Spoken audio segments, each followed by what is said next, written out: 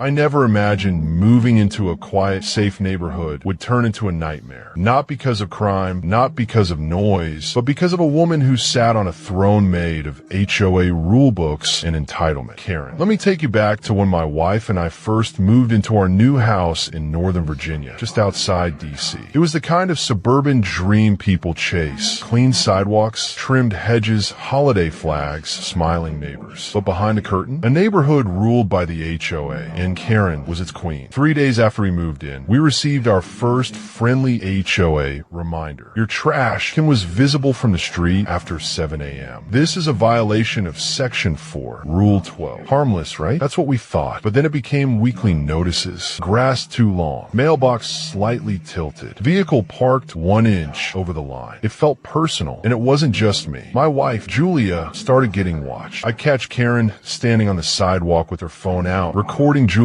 as she came home from work. No greetings, no neighborly smiles, just judgment. One evening, I overheard Karen talking to another board member on her porch. She comes home at weird hours, sometimes at 2 a.m. Military? Please, she doesn't wear a uniform. She's probably pretending to be something she's not. That's when I realized Karen didn't just dislike us, she was suspicious of my wife. Julia's job wasn't your typical 9 to 5. She's a federal agent. Real badge, real training, real danger. But her job is confidential. Even I don't know most of it. She dresses casual, wears no badge in public, doesn't share details. For someone like Karen, that was enough fuel for paranoia that T escalated fast. One morning, Julia was leaving a rush. No makeup, messy bun, backpack slung over one shoulder. Karen was waiting near the driveway like she'd been camping out. Excuse me, Julia. We've had some reports about someone impersonating law enforcement in this neighborhood. Would you mind telling me what agency you claim to work for? Julia gave her a look, polite but cold. I don't discuss my job, Karen. Have a good day. Wrong answer. Karen's eyes lit up like she just confirmed a terrorist in her HOA. 2 days later, we get a summons from the HOA board. Allegations of false representation of law enforcement and creating an unsafe environment. Attached to it, a police report filed by Karen. She had accused my wife of impersonating a federal agent. The meeting was held at the community clubhouse. It was surreal, sitting in front of Karen and 3 other board members like we were criminals. Karen had a smug grin, arms folded, her voice calm but sharp. We simply cannot have people making false claims about being officers of the law. This is a family neighborhood. Julia stayed silent at first. She let them talk, let them build their fantasy. And then, just as Karen pushed the folder toward her, saying, "You can avoid charges if you sign a statement admitting you misrepresented yourself," Julia reached into her jacket. She pulled out a leather wallet, flipped it open, and there it was, the real government-issued badge, with her name, her agency, her clearance level. You could hear the air leave the room. Karen's face went pale. One board member whispered, "Is that real?" Another said, "Karen, what the hell did you just do?" Julia stood up slowly, calm, measured, dead serious. "You filed a false police report against a federal officer. You have no idea how badly you just messed up." And with that,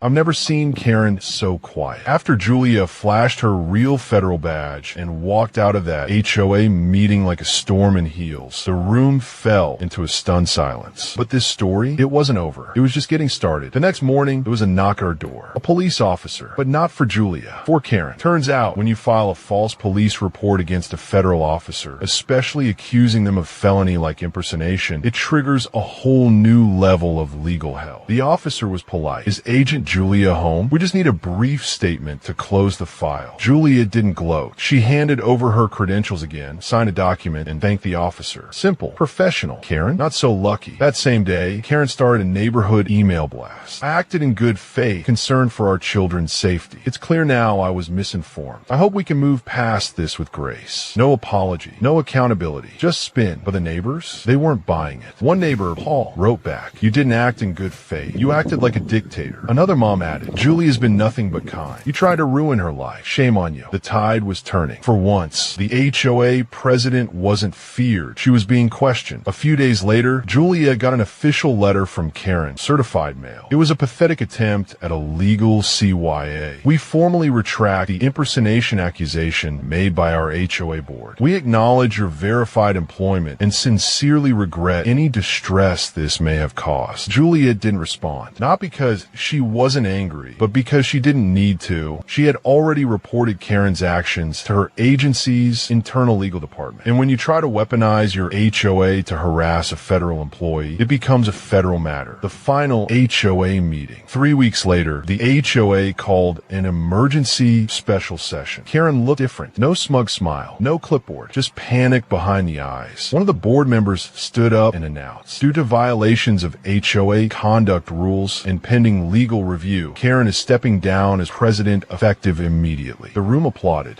Actually applauded. It was like watching a tyrant fall. Julia didn't even attend. She was at work, probably doing something 10 times more important than neighborhood politics. But her silence spoke volumes. After Karen's fall, the neighborhood changed. People waved again. Dogs ran freely. The constant HOA let her stop. One day, a neighbor we barely knew dropped off cookies and said, "Tell your wife thank you." We were all scared of her, but she stood up and didn't even have to raise her voice. And maybe that's the most powerful part of this story. Julia didn't yell, didn't threaten, didn't go on Facebook rants. She just let truth and authority do the talking. HOAs can do good, but when power lands in the wrong hands, they become weapons. Karen thought she could bully us into submission. She forgot one thing. You don't file fake charges against a real federal agent and walk away without consequences.